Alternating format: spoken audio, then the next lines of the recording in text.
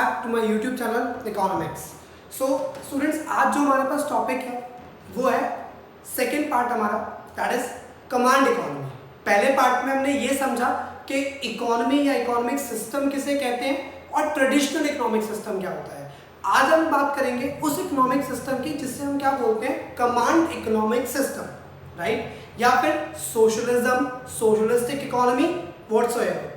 सो कुछ हद तक आपको इसके वर्ड से ही सुन के पता चला होगा कमांड। तो कमांड मींस एक ऐसी इकोनॉमी जिसमें कुछ कंट्रोल, कुछ रेगुलेटरी बॉडीज काम करती होंगी, कमांड देती होंगी, राइट। जिसमें हमने पढ़ा था कि इकोनॉमिक सिस्टम का काम क्या होता है, problem of allocation of resources को सॉल्व करना, right, means what to produce, how to produce and for whom to produce जैसे डिसीजंस को लेना, राइट। सो जब हम बात करते हैं कमांड इकोनॉमिक सिस्टम की, कमांड इकोनॉमिक मॉडल की, तो फिर इसका मतलब क्या होता है, इसका मतलब होता है जिसमें ये तीनों डिसीजन, एलोकेशन ऑफ रिसोर्सेज से जुड़े हुए डिसीजन जो हैं वो कौन लेगा, वो डिसीजन लेगी हमारी गवर्नमेंट, एक ऐसी बॉडी जो सबके लिए काम करेगी, ठीक है। देखो यहाँ लिखा भी हुआ है, the word socialism means all things to all man, मतलब जितनी भी चीजें हैं एक नेशन के अंदर वो हर पर्सन को बिलोंग करती हैं, राइट। इसके बाद it refers to the economic system under which all the decisions related to central problems are taken by the government in order to increase the social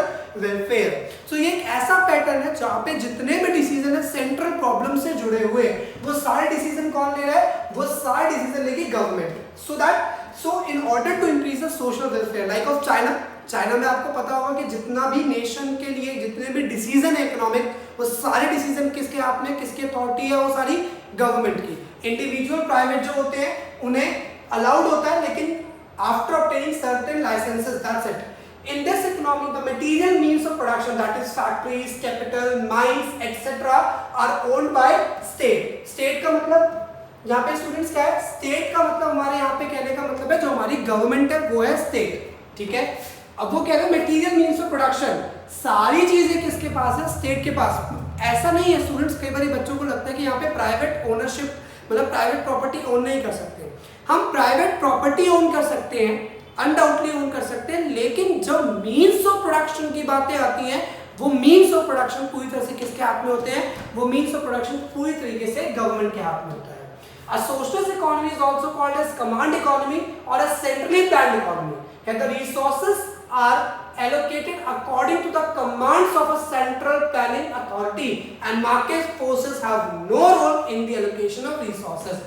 market forces मतलब students क्या होता है, market forces मतलब private entrepreneurs, market forces मतलब capitalist economy, जो हम आगे के लेक्चर्स में जानेंगे कि कैपिटलिस्ट इकोनॉमी क्या होती है। तो सारे डिसीजन किसके पास है, सारे डिसीजन आपकी गवर्नमेंट के पास है। जो कुछ हमें प्रोमिनेंट सोशलिस्ट इकोनॉमी दी गई है वो कौन सी है, Cuba, China, north Korea. North Korea तो बहुत अच्छे से जानते हैं, ठीक है। आगे बात करते हैं, पहले बात करते हैं फीचर्स की। सबसे पहला collective ownership. What do we mean by collective ownership, कि इसके अंदर जो ओनरशिप है वो किसकी है, वो सिर्फ एक ही की है, वो है सिर्फ गवर्नमेंट की, और किसी की ओनरशिप नहीं मिलेगी। Then economic, social and political equality, क्योंकि सब कुछ गवर्नमेंट कर रही है तो सबको इक्वल राइट्स है। अगर किसी के पास अगर कोई राइट है तो वो राइट एक के पास नहीं होगा, वो राइट सारे पर्सन एंजॉय कर सकते हैं, राइट। इसके बाद सेंट्रलाइज्ड प्लानिंग, प्लानिंग कोई इंडिविजुअल डिसेंट्रलाइज्ड लेवल पे नहीं होती, स्मॉल लेवल पे नहीं होती, पूरी कंट्री के लिए जो भी प्लान होगा वो एक बार में प्लान होगा, तो centralized planning. Then we have no competition. अब आप सोचो कंपटीशन कब होगा, आप एक प्राइवेट यूट्यूब चैनल चला रहे हो, मैं एक चैनल चला रहा हूँ, कोई और एक चला रहा है, तब हमें कंपटीशन होगा ना।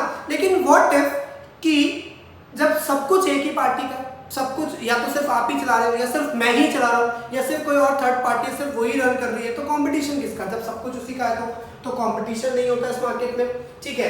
मैक्सिमम सोशल वेलफेयर, सारे वो प्रोजेक्ट्स को अंडरटेक किया जाता है जिनसे कि सोशल वेलफेयर को मैक्सिमाइज किया जा सके, क्योंकि सोशलिज्म का, सोशलिस्ट इकोनॉमी का जो मोटिव है वो प्रॉफिट मोटिव ही है, सॉरी वो सोशल वेलफेयर ही है।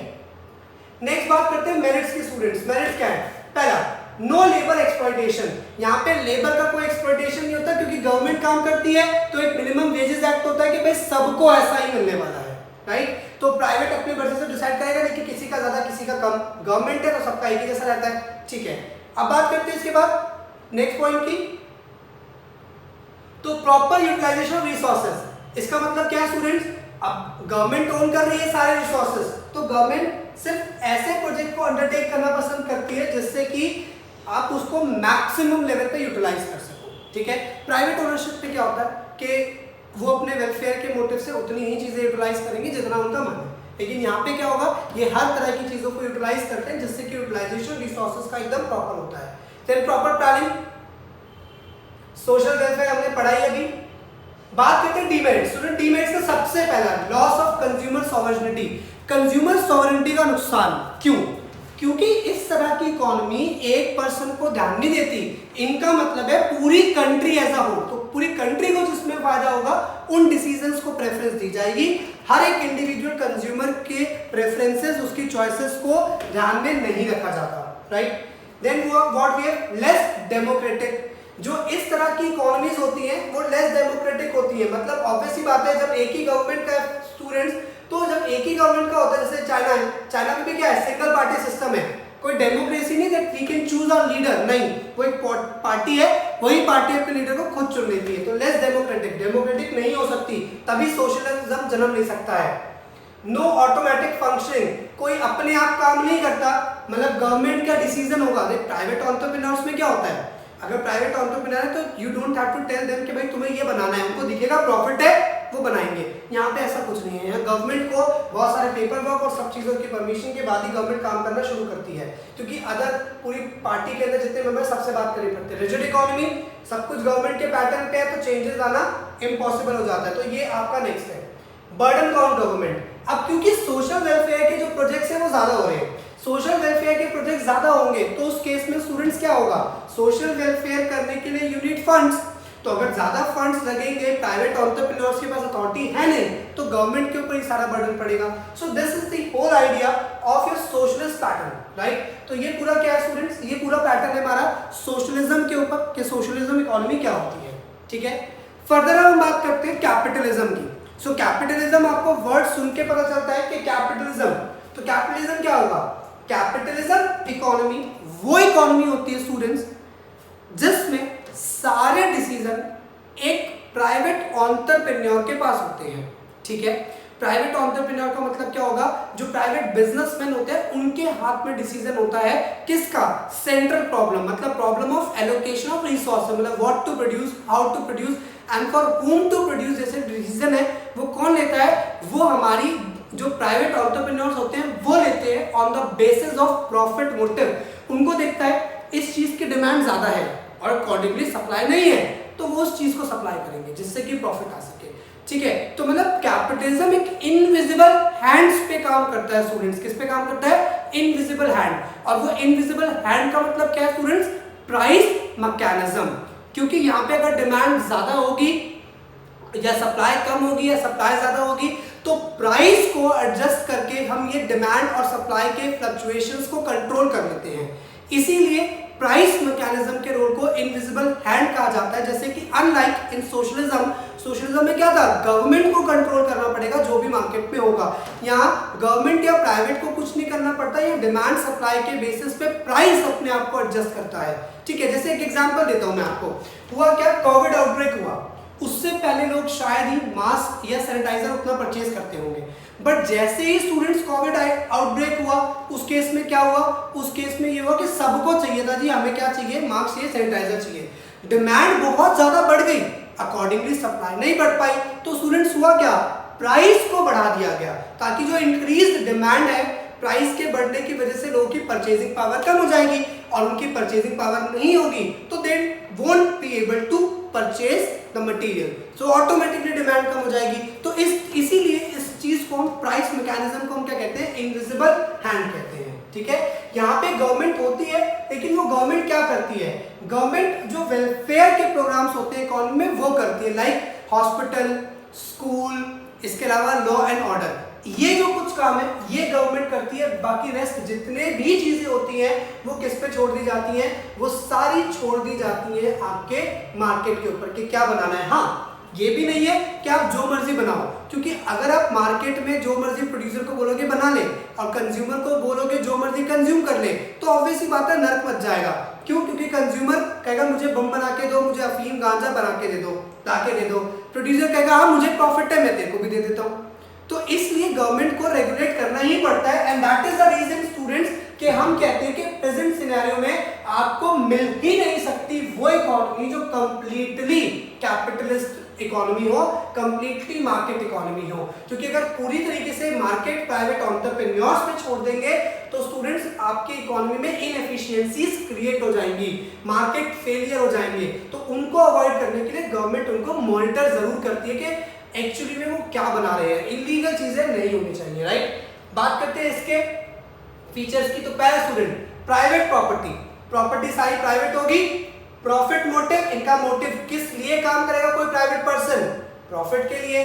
प्राइस मैकेनिज्म, ये बात कर रहे थे कि यहाँ पे सारा रोल किसका है? Price mechanism. मुझे ज्यादा प्रॉफिट दिखता है उस काम में, उसमें पैसा ज्यादा है, मार्जिन ज्यादा, मैं वो करूंगा।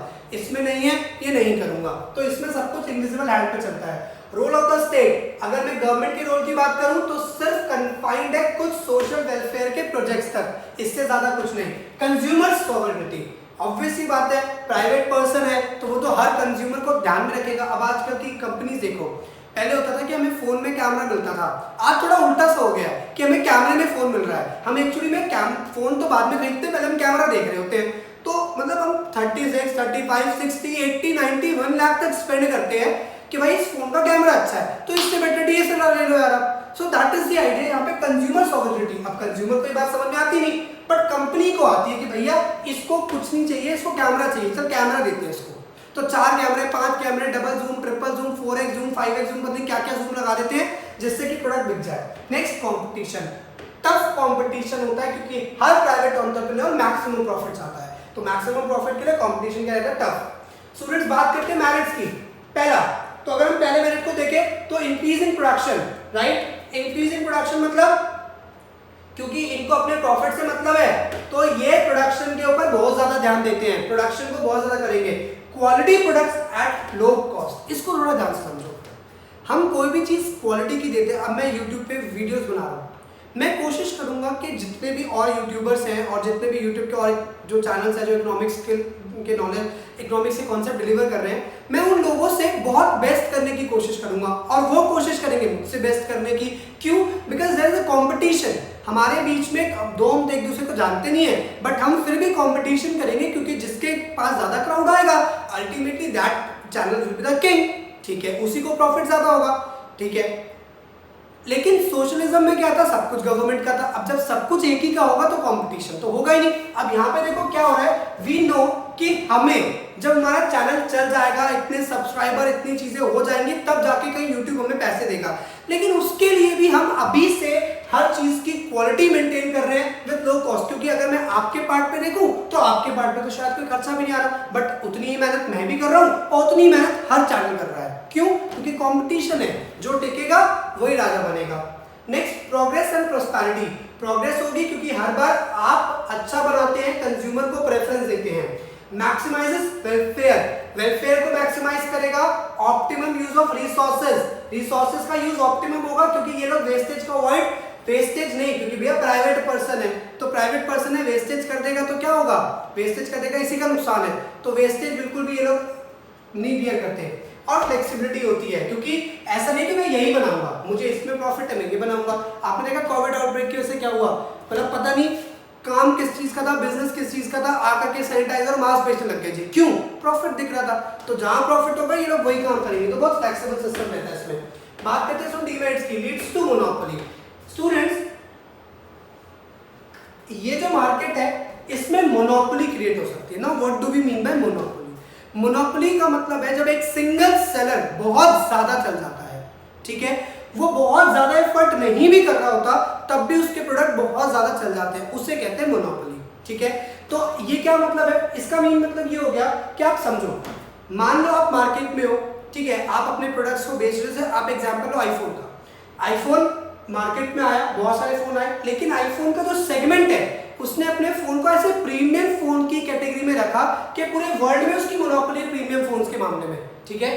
मतलब ऐसा मैं नहीं कह रहा कि बाकी ब्रांड नहीं चलते, लेकिन यू बेटर अंडरस्टैंड, जहां बात हम प्रीमियम की बात करते हैं, जहां बात हम करते हैं कि आपकी मतलब आप कैसे अपने आप को डेमोन्स्ट्रेट कर सकते हो, दिखा सकते हो अपनी क्लास, तो वो आपको कौन दिखा रहा है? आईफोन। इनइक्वालिटी है, जिसके पास पैसे होंगे स्टूडेंट्स उसको सर्व किया जाएगा, जिसके पास मनी नहीं होगी उसको सर्व नहीं किया जाएगा। Consumer sovereignty is a myth, वो कह रहा है कंज्यूमर सॉवरेनिटी जो आपने बात करी थी वो एक मिथ है। ऐसा कुछ नहीं है कि कंज्यूमर सॉवरेनिटी देखते हैं, ऐसा कुछ भी नहीं है। ये वो देखते हैं जिस काम में इनको फायदा है, कि कंज्यूमर तो कहते हैं सस्ता दो और अच्छा दो। तो आपको भी पता है प्राइवेट पर्सन ऐसा काम कभी नहीं करेगा। एग्जांपल लेते हैं, जियो कंपनी शुरू हुई 0 11 रुपए, फिर 111 रुपए, फिर 121 और ऐसे करके प्राइस बढ़ा के आज उन्होंने अपना प्लान ऐसा कर दिया कि जी फ्री में कोई, पहले तो ये था अनलिमिटेड कॉल फ्री, अब क्या है, अब एक लिमिटेड टाइम बांध दिया कि इतने मिनट्स मिलेंगे आपको। तो यही बात है। डिप्रेशन एंड अनएम्प्लॉयमेंट, इन लोगों को इस बात से मतलब नहीं है कि इकोनॉमी डूब रही है या इकोनॉमी बढ़ रही है, इनको इस बात से मतलब है कि इनका फायदा हो रहा है तो काम करेंगे, अनएम्प्लॉयमेंट हो जाए। क्योंकि ये लोग ज्यादातर कैपिटल इंटेंसिव टेक्निक्स को स्टूडेंट अडॉप्ट करते हैं क्योंकि इनको प्रॉफिट चाहिए, तो जिसकी वजह से ऑटोमेटिकली क्या होता है, जिसकी वजह से ऑटोमेटिकली अनएम्प्लॉयमेंट क्रिएट होती है। Next, inefficient production. प्रोडक्शन क्या होती है?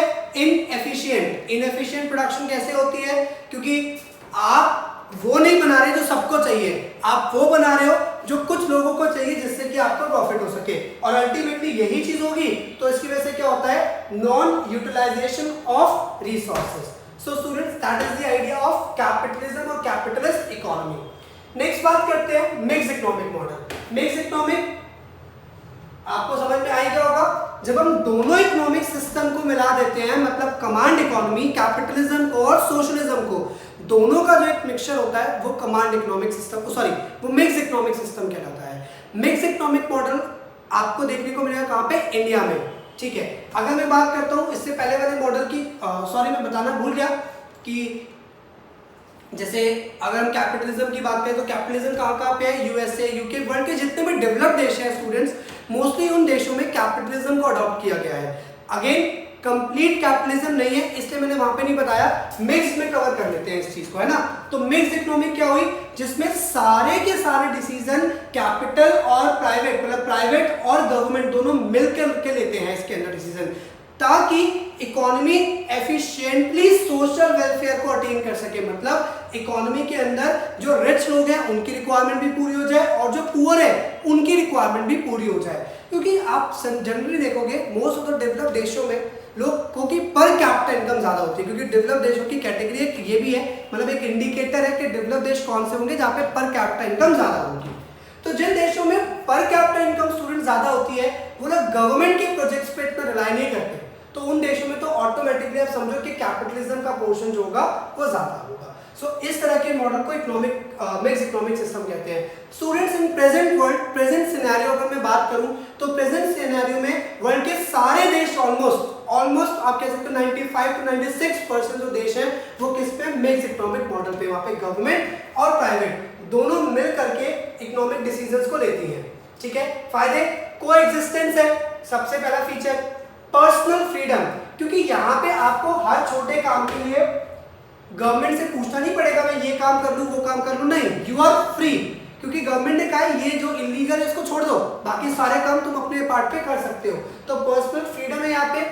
सिमिलरली प्राइस मैकेनिज्म भी है और कंट्रोल प्राइस भी है। अब मतलब क्या है इसका स्टूडेंट, आप देख सकते हो कि मार्केट पे काफी सारी चीजें जो है उसको, जैसे अभी हमने मास्क और सैनिटाइजर की बात करी, ठीक है, ऐसे बहुत सी चीजें जो मार्केट खुद ही कंट्रोल करता है। लेकिन आपको पता है रेशन प्राइस शॉप्स भी हैं, फेयर प्राइसेस शॉप्स भी गवर्नमेंट की, जहाँ पे प्राइस को कंट्रोल किया जाता है। और गवर्नमेंट क्या करती है, गवर्नमेंट ने एक कैटेगरी बना रखी है कि भाई कुछ जो असेंशियल कमोडिटीज हैं उनके प्राइस इतने ही रहेंगे, इससे ज्यादा नहीं जाने चाहिए। तो दोनों चीजें काम करती हैं इसके अंदर, राइट। ठीक है, इसके बाद स्टूडेंट प्रॉफिट मोटिव भी है, सोशल वेलफेयर भी है। ठीक है, मेरिट्स, पहला एनकरेजमेंट टू प्राइवेट सेक्टर। ठीक है, ज्यादातर मिक्स इकोनॉमिक मॉडल में गवर्नमेंट प्राइवेट सेक्टर को एनकरेज करती है और अपने आप को कन्फाइंड रखती है सिर्फ किस रोल में? Education, health, law and order तक, जो हमने कैपिटलिज्म का मतलब पढ़ा था उसी के अंदर, राइट। ठीक है, इसके बाद फ्रीडम होती है, जैसा हमने पढ़ा पर्सनल फ्रीडम होती है, इसके अंदर ऑप्टिमम यूज होगा ही, और लेसर इकोनॉमिक इनइक्वालिटीज। गवर्नमेंट है तो ज्यादातर गरीबों का भी भला हो जाता है, गवर्नमेंट स्कूल्स भी है, गवर्नमेंट हॉस्पिटल्स भी हैं, प्राइवेट है तो प्राइवेट स्कूल भी है, प्राइवेट हॉस्पिटल्स भी हैं और कंपनीज भी हैं, तो दोनों तरह की चीजें रहती है। तो इनकम इक्वालिटीज जो होती है इनमें कंपैरेटिवली स्टूडेंट्स कम होती है। Demerits unhealthy competition, competition unhealthy है। अनहेल्दी क्यों है स्टूडेंट? क्योंकि कुछ वही चीज कई बार गवर्नमेंट भी कर रही है, वही चीज प्राइवेट भी कर रही है, गवर्नमेंट स्कूल भी है, प्राइवेट स्कूल भी है। अब अगर गवर्नमेंट स्कूल अपने एजुकेशन स्टैंडर्ड को रेज कर दे विद लो कॉस्ट तो प्राइवेट कहां जाएगा?